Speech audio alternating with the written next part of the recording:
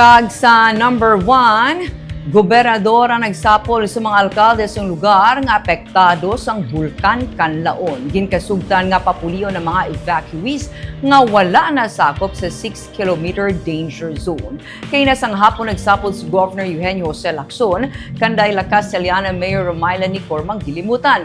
La Carlota City Mayor Rex Halandoon kag tiglawas sang Bago City nga si Dr. Mary Jean Ortizo nga pamuno sang Disaster Risk Reduction Management Office. Sunod kay Dr. Ortizo, ginkasugtan nga maga-decamp o kung papulion ng mga evacuees nga wala na sakop sa 6-kilometer extended danger zone. Sa Bago City, Sunuseya, may mga evacuees sila nga hindi sakop sa 6-kilometer danger zone pero kay tungod sa epekto sang ashfall sa ilang lugar kag sang makusog nga sulfuric smell, sila ang gin-evacuate. Suno kay Ortizo buwas, kadungan man sa mga evacuees sang La Castellana nga hindi man sakop sa 6-kilometer danger zone, maga-decamp sila. Ginsiling man ni Mayor Halandoon nga ang probinsya ang magabulig sa pagkaon kasubong man sa relocation sa ulihi sa mga evacuees. Ginsiling ni Governor Lacson nga ang posibilidad sa pag-relocate sang yadtong yara sa 4-kilometer permanent danger zone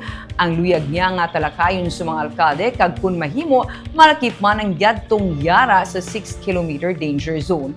Mangin trabahuso ang pag-evacuate sa mga apektado sa tagsakation nga maglupok o kung may threat gikan sa bulkan. Para kay Lacson ang pag-relocate kung masarangan man lamang sa natungdan nga LGUs ang manginbentaha man sa mga LGU. Kung may duta man lamang nga itanyag ang mga LGU sarang man makabulig ang probinsya sa iban nga pamaagi.